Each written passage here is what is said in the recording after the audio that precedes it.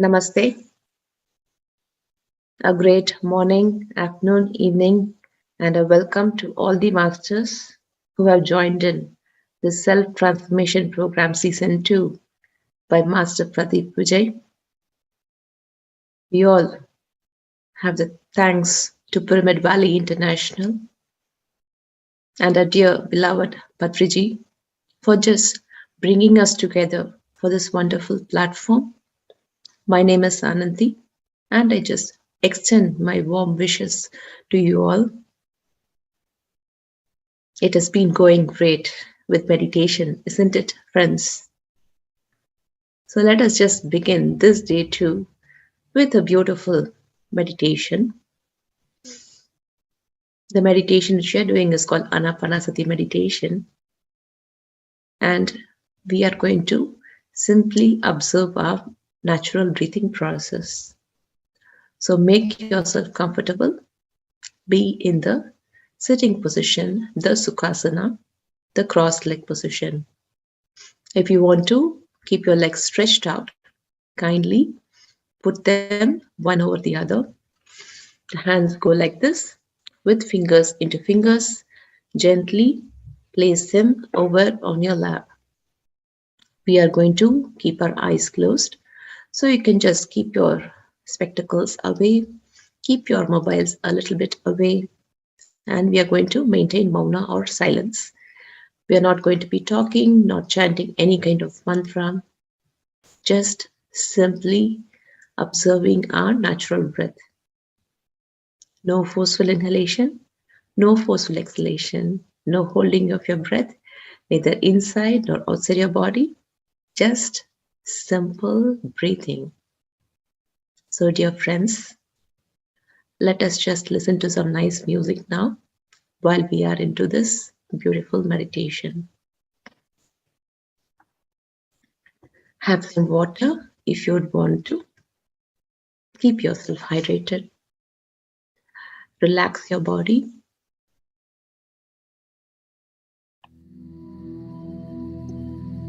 We are going into a beautiful mindful breath meditation, dear masters.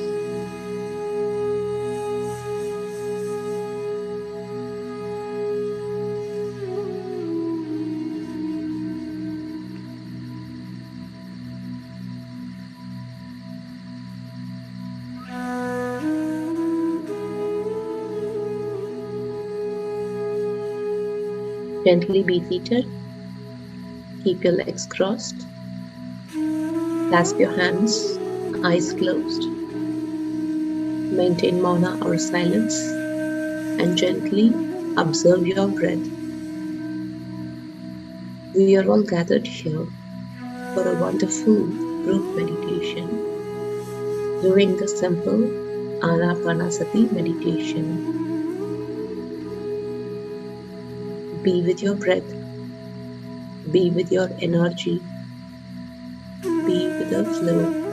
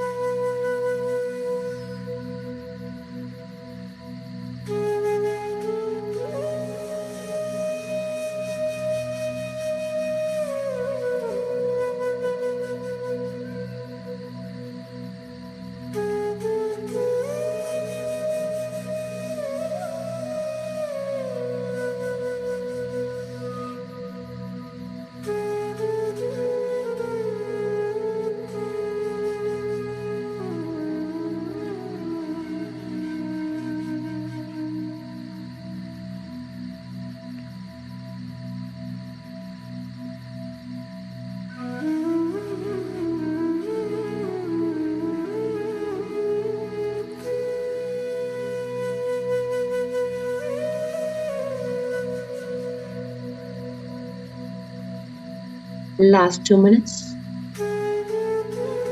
Continue to observe your breath. The simple, easy breath.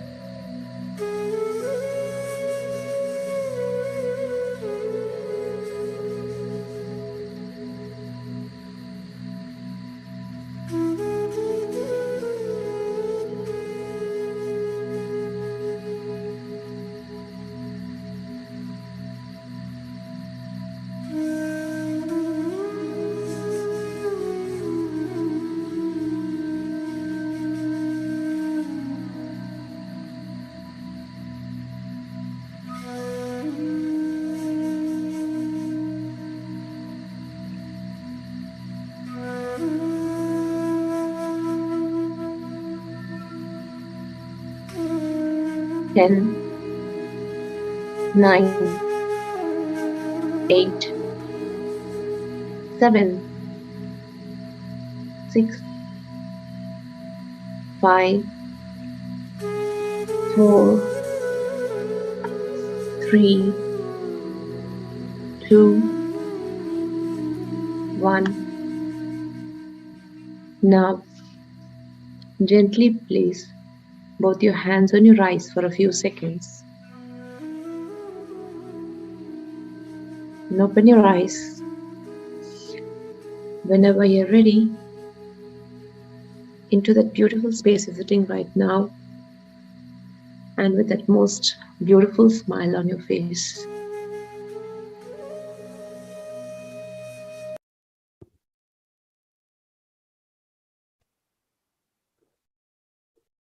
Dear friends, I hope you all had a beautiful session of meditation. So let us just continue with this session with the deep knowledge sharing from our Master Pradeep Vijay. Namaste and welcome, Master. We are all very eager to listen to you.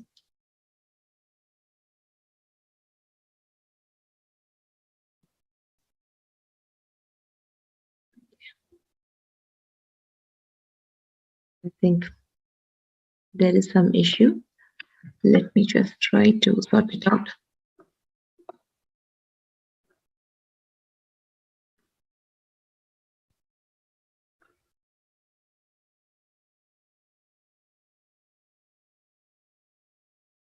Yes, you should be able to unmute yourself now, Master.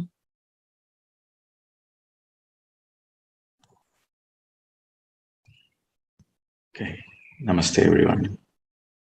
Morning to all. So you've done a wonderful meditation. Thank you, Anandi Madam, for this beautiful meditation. Today is a very important topic, the topic which is going to change our lives. So let us drink some water, stretch yourself, take a pen, notebook, and be prepared.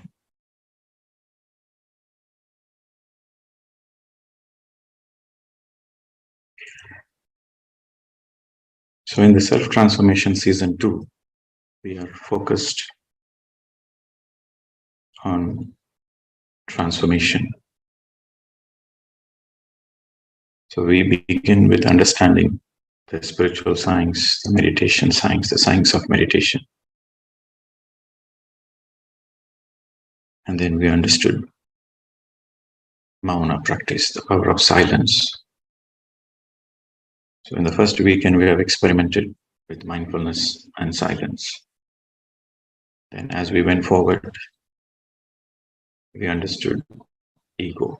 We discussed extensively about our false identities and why it is necessary to be authentic if you want to live a happy life. So we discussed in detail about ego and authenticity. And what is stopping the authenticity is the fear. We discussed about the fear. So now we'll go into the next topic, the power of thought. Or in other words, the power of intent. In the Gautama Buddha's eightfold path, his eightfold path is to come out of suffering, to live a happy life. So the first point is the right views. The second point is the right sankalpa. That means right intentions. Your intent matters. Sankalpa Shakti, that's in Sanskrit. Sankalpa Shakti means the power of intent, or in other words, the power of thought. Our thoughts are very, very powerful. We have already realized it when we discussed about our fears. Fears are fundamentally, the root cause of the fears is illusions. Illusions, because of the lack of understanding of the spiritual science, we are in illusions. These thoughts, these subconscious thoughts, develops into a kind of self-suggestion. And then we manifest the wrong things. We manifest the things which we don't want.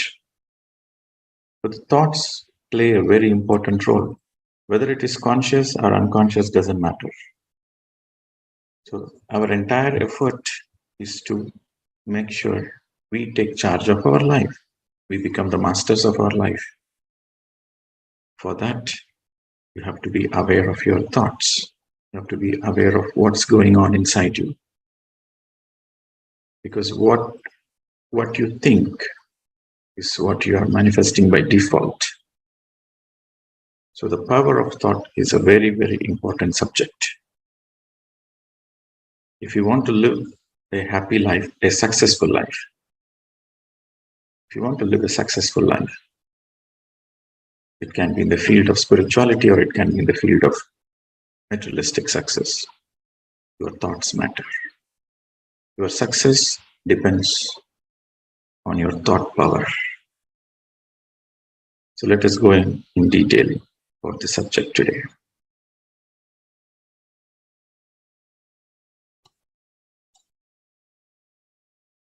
The power of thought. This is the most important theme. This is the most important topic in spiritual science. So you might ask, every time you give a topic, you say it is very important. Yes, that is the beauty. Everything is connected to everything. And I would have seen the flow. Meditation is important, mindfulness is important, mauna is important, and everything is connected.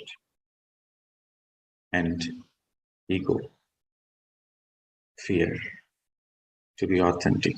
What stops to be authentic is the fear. And how to be successful in life. Again, we need to have the right understanding. So everything in the field of spirituality, everything is connected to everything. Important. But if you go with the priorities, understanding of this theme, understanding the power of thought, understanding the science behind this intent, understanding the science behind the thought power is the most important. Everything is important, but this is the most important. And it is a spiritual law. It is a spiritual law in the human life to be understood, for the humanity to raise its consciousness. Fundamentally, who are we? We are thought beings. We are energy beings. We are knowledge beings. If you want to describe who are we are fundamentally energy/consciousness. That means we are thought beings, we are thinking beings, we are energy beings, and we are knowledge beings. We're all a speck of consciousness. We know that we are Atma and we have come from the Purnatma, Paramatma. We're all a speck of the consciousness, like the rays of the sun. If the sun is Paramatma and the rays coming out of the sun is the Atma. And consciousness expresses as thought. This is the most important point you have to understand. Consciousness functions as thought. Consciousness expresses as thought. This is the field of enlightenment. If you understand this, then you are in the field of enlightenment. So to make it easy, simple, truth is always simple. It is the which complicates. So let us understand the beauty, the simplicity of the truth. We all know matter is energy, energy is matter. E is equal to mc square. Einstein. E is equal to mc square. Energy is equal to matter.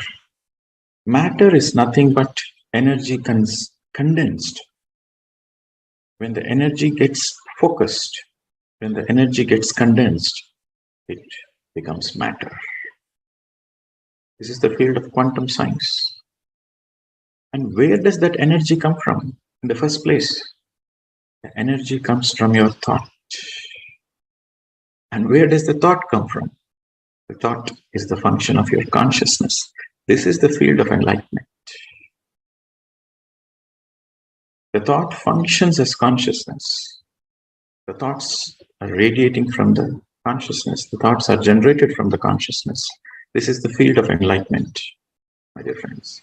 So by understanding the field of enlightenment, naturally you dissolve your ego, your personality. And there is liberation. Liberation means you are free. It's a freedom. Freedom from all the pain and all the suffering. There's no more suffering. That is mukti, moksha, freedom, liberation. So the thought is a function of consciousness, and the energy generated by the thought, wherever is our attention, we have discussed about in the mindfulness, where our attention goes, our mind goes. And that's where the energy is generated. That's where the energy flows. So this is spiritual science. This is the field of spirituality.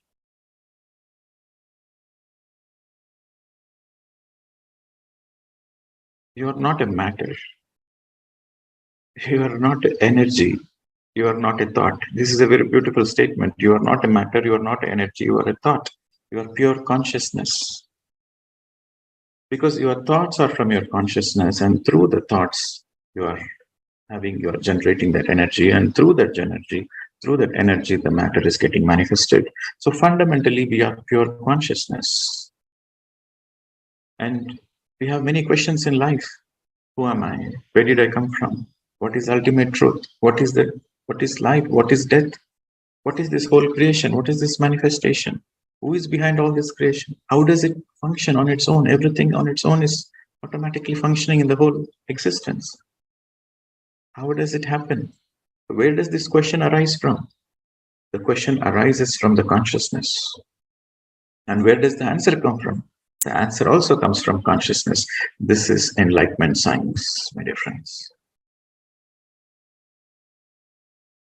So, we are all fundamentally thinking beings, and the thoughts are from the consciousness. So, we are thinking beings responding to an environment. And everything is dynamic. You see, in this creation, the earth is rotating around the sun. The sun is rotating around the greater central sun. If you see the whole cosmos, everything is dynamic. Everything is in a constant flux. Every aspect of the creation is moving. Nothing is static. And that is the beauty of life. Everything is dynamic. Every moment is a new moment. So when we spoke about mindfulness, we discussed that we should have a beginner's mind. We should let go of our old ideas, because every moment is an opportunity for something to be new. So when everything is dynamic and our thinking, how do we respond? How does a being respond to a particular situation? It depends on the knowledge of the particular person. It depends on how much energy he has. And also it depends on the thought quality of a particular person. Before we can think about Sankalpa Shakti, we should also understand what is Sankalpa Shuddhi. First comes Sankalpa Shuddhi, then comes Sankalpa Shakti. Sankalpa Shuddhi means there is no negativity. Your thoughts are pure and it's always progressive. It's not going backwards. Right Sankalpas, the right intent. Sankalpa Shuddhi refers to your mind is not wavering. Your mind doesn't go in multiple directions. You are focused and you don't step back. There is no one step forward, there is no two steps backwards. And what you want, you are 100% focused on that. There is no diversion in your thoughts. So when you're 100% focused, when you absolutely know what you really want, and when you're able to focus on that single point agenda, then there is Sankalpa Shuddhi. There is no Vikalpa, there is Sankalpa Shuddhi. So that is the first, and then comes Sankalpa Shakti. So the law of intent and effect, or in other words, as you intend, so would be your effect. Or in other words, what you think, so you become. What you think, so you become. So the intent is in our mind, the effect is in our environment, the outer manifestation. And these days, the topic of manifestation has become very popular. Manifestation. Everywhere there is manifestation. It's become very popular. Yes, manifestation is a beautiful science, but you have to understand it in a proper way. You have to understand 360 degrees. If you don't understand the science behind the manifestation, then you end up having the consequences. You have to suffer. So tomorrow we will discuss in detail about manifestation and its consequences. But today, let us focus on understanding the science behind the power of intent, the power of thought.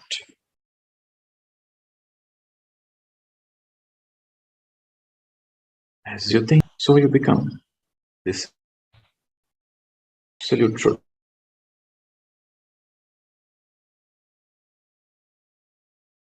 You will be negative. You will negativity. So here the focus is, before you can use your Sankalpa Shakti, you have to first make sure there is Sankalpa Shuddhi. That means your intent has to be pure. What are you manifesting? What is the reason you are manifesting? What is the purpose of manifesting? What is the intent behind the manifesting? This is what Gautam Buddha said. The second point in the Eightfold Path is right intentions. Because as you think, so you become. So if the intentions are not right, then the manifestation will be disastrous. So now you might ask, when should we use this manifestation technique? When we should not use it? Once you understand the science properly, then you understand when to use it, when not to use it. So these consequences, we will speak about it tomorrow in detail. So we create our own reality. This is the ultimate truth, my dear friends. We create our own reality. You should read Seth wisdom books. If you want enlightenment, the Seth wisdom is a must. The essence of the Seth wisdom is channeled through a person called Jane Roberts. So if you read those books, you will understand that the ultimate truth is we create our own reality. Whatever it is, we create our own reality. Through what? So when you see the statement, we create our own reality, then you might be thinking, yeah, okay, but how? So we create our own reality is half statement. The complete statement is we create our own reality through our desire patterns, through our thought patterns, and through our decision patterns. That is a complete picture. Pattern. What is a pattern? That's something which repeats itself is a pattern. So based on our desire patterns, what kind of desires you have? Are you having the same desires again and again and again?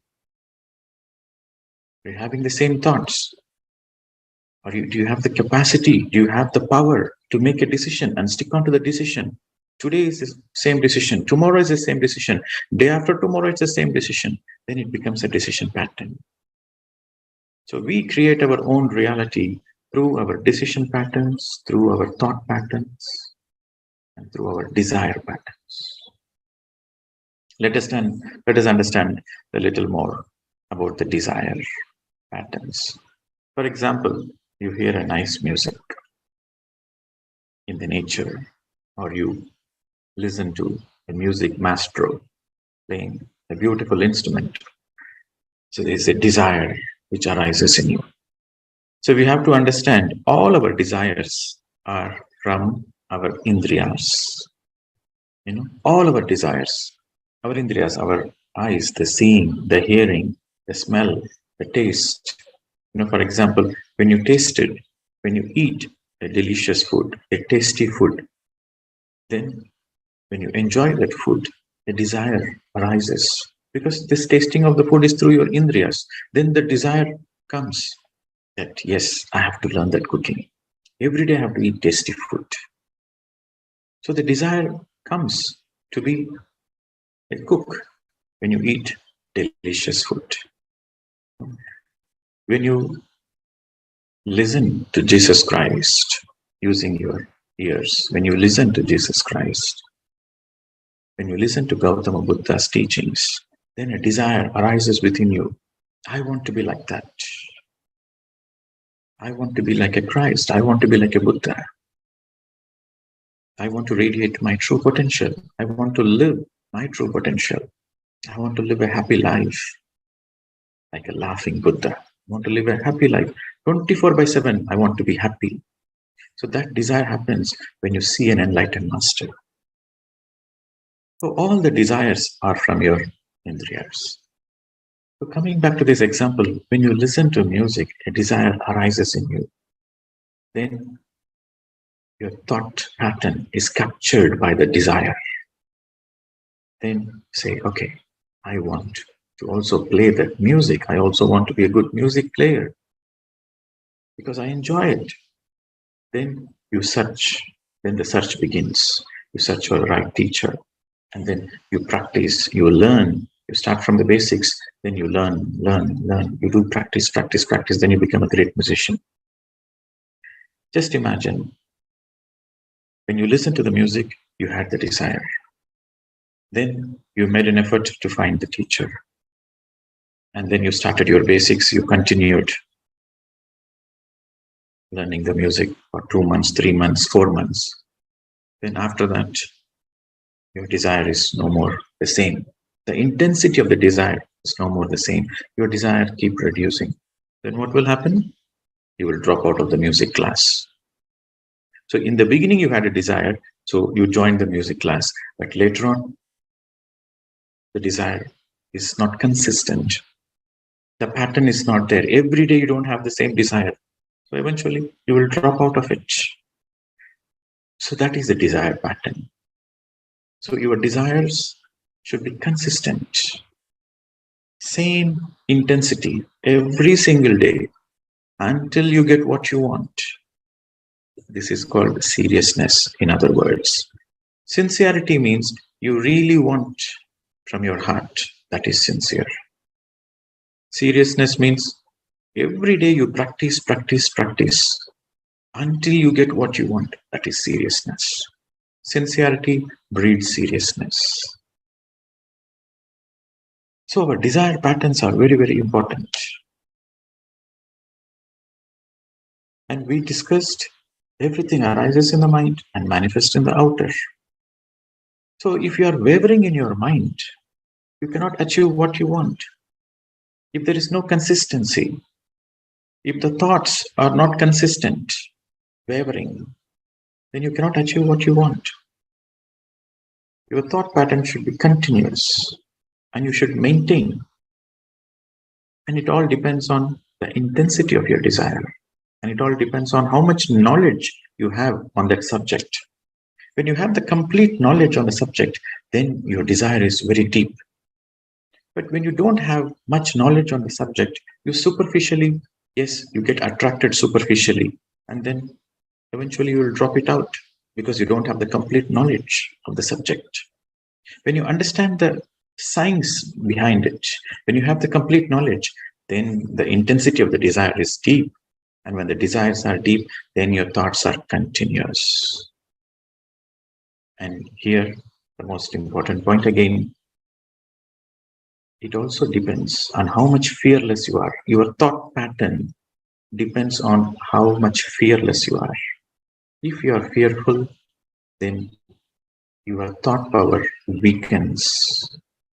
Your sankalpa shakti reduces. The power of your thought reduces.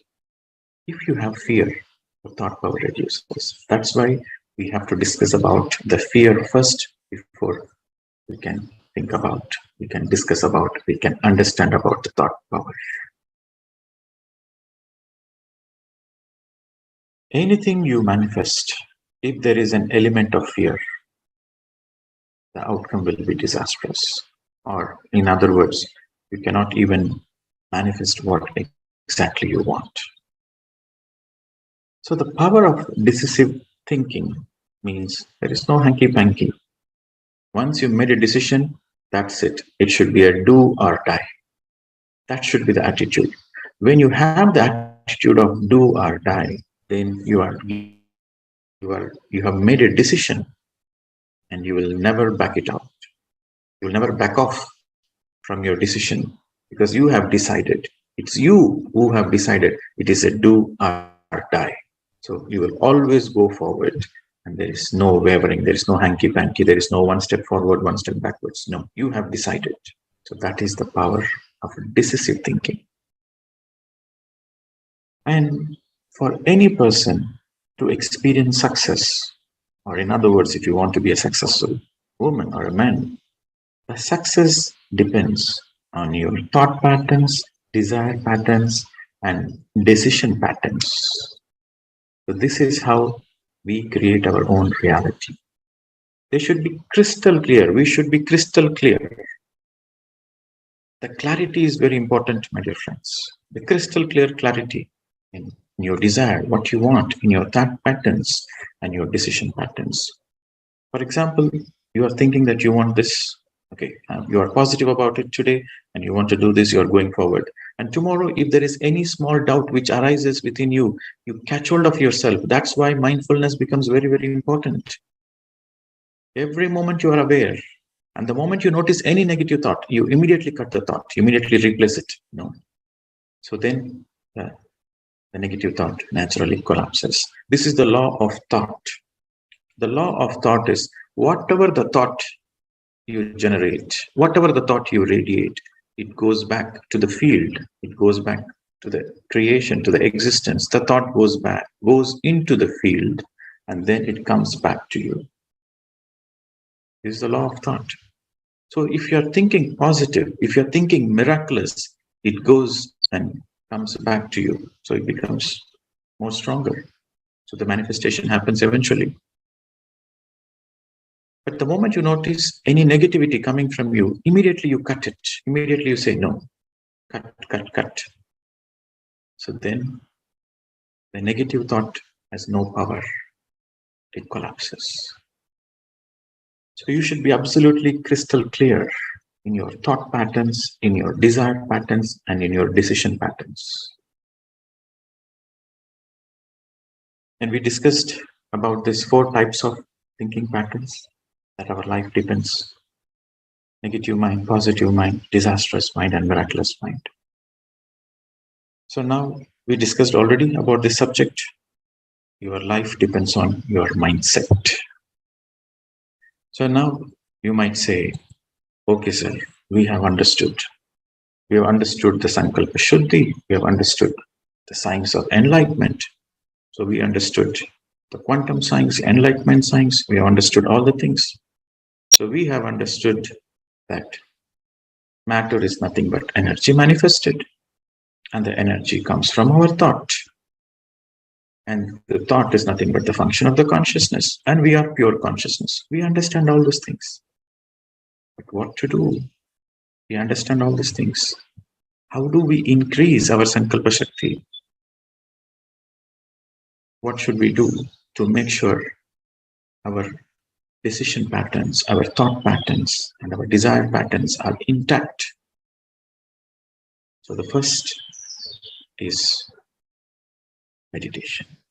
The first point is meditation. It becomes very, very, very essential. And you might say, okay, we are beginners of meditation. We are not used to do that intense meditation. We just started, only started few months. So then how can we make sure we are continuing the meditation with great intensity? So before the step of meditation, silence, mauna, practice of silence helps a lot. The more you practice silence, the more you conserve your energy. Silence simply means there is no verbal diarrhea. You don't speak unnecessarily. You don't waste your energy. Your mouth is shut all the time. You don't speak a single word unnecessarily. That is very important if you want to conserve your energy.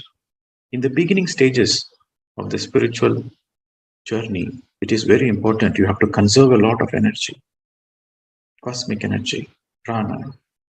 The more you conserve the energy, the more it helps you to reach a greater level of understanding of life. Your consciousness expands.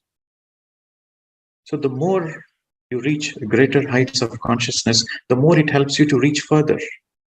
So you have to be very careful with your energy. You have to be very careful with what kind of food you are eating. You have to be very careful with your words. And you have to be very careful with your actions. So when you do this, you conserve the energy. So the practice of mindfulness and the practice of mauna, these two things conserve your energy. And when you practice meditation, you maximize your energy. And with the right understanding of spiritual science, so first comes the conserving energy part through the practice of silence and mindfulness. You see, Buddha, when Gautama Buddha was traveling from village to village, town to town, and he was teaching, spreading his teachings.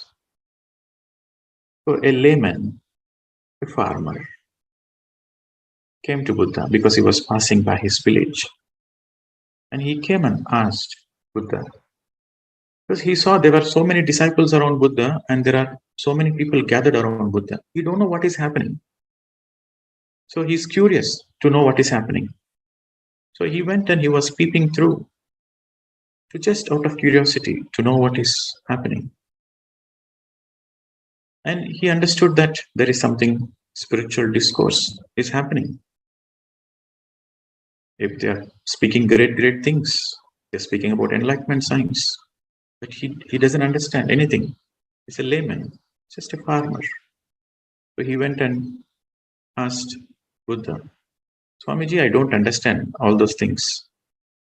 But what is it in the first place? If I know one thing is everybody wants to be out of suffering.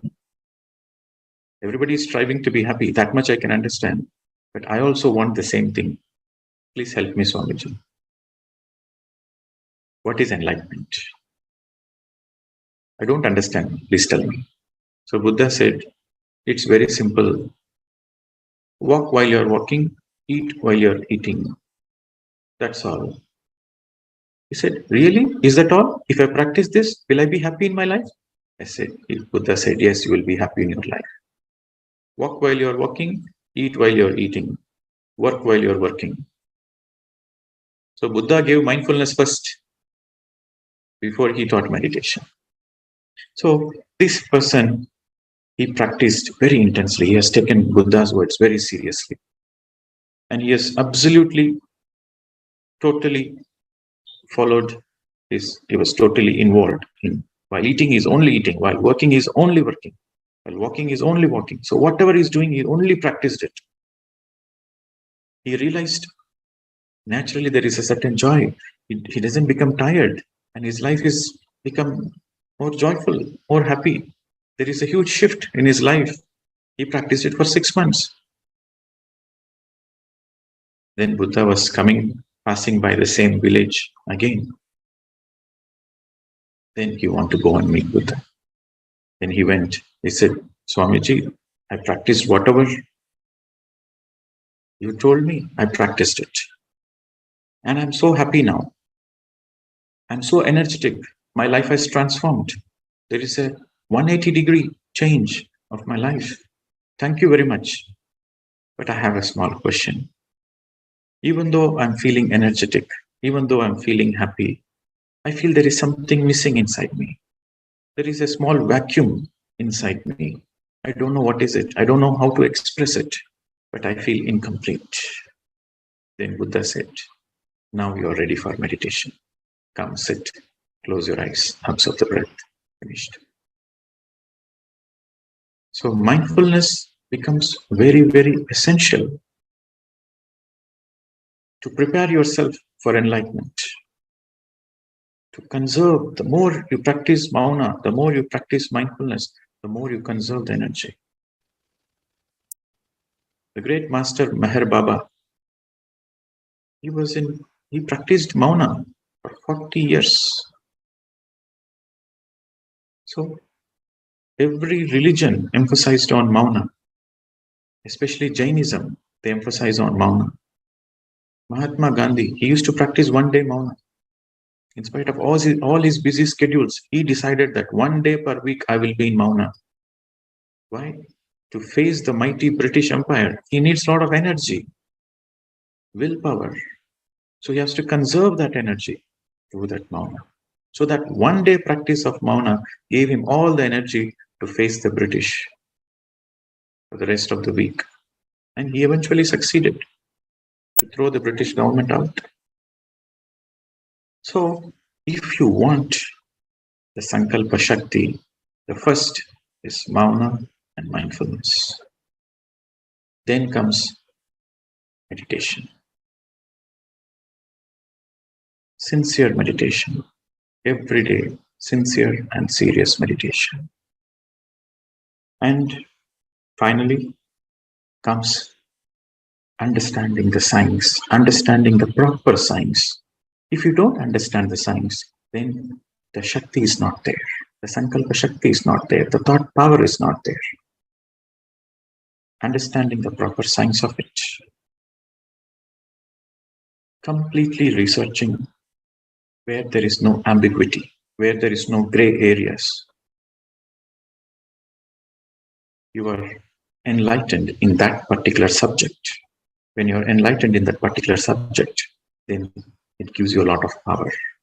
It gives you a lot of energy. Then your desire patterns are consistent. Then your thought patterns are consistent. Then you decide. Your decision pattern will be, it's a do or die, because I know the beauty of it. I wanted it. So, first, mauna, mindfulness. Second, meditation. The third is understanding the science behind it. When you have all those aspects, then your power is to the peak. Your Sankalpa Shakti is highest. Then you can manifest whatever you want. Any place, anytime, in any worlds, in any dimensions, you can manifest whatever you want. This is the truth, my dear friends. This is a subject of great depth. So tomorrow I will take you into further aspects, understanding the science. When to use, when not to use. Because when you have power, power comes with the responsibility. If you misuse it, you have to face the consequences. So that we will understand it tomorrow. But I want to make sure whatever we discussed so far is clear. It should be crystal clear. So I will take 1 or 2 questions and we'll conclude the day. If you have any questions, please raise the hand.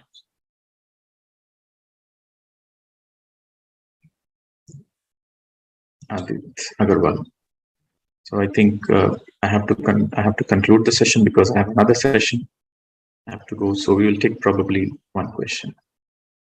But don't worry, we are going to integrate, and every single question is going to be answered, and we will make sure we are all crystal clear in this subject. Yes, sir. Sir, good morning, sir. Sir, am I audible? Yes, audible, sir. Go ahead. Thank you, sir. Thank you for the wonderful lecture. Sir, I have just one doubt, sir. If we can manifest through our thoughts and Sankalp Shakti, are we going to change our soul's plan, which was originally decided by the soul before entering to Earth? Or how powerful is the soul's plan if we have the... Okay.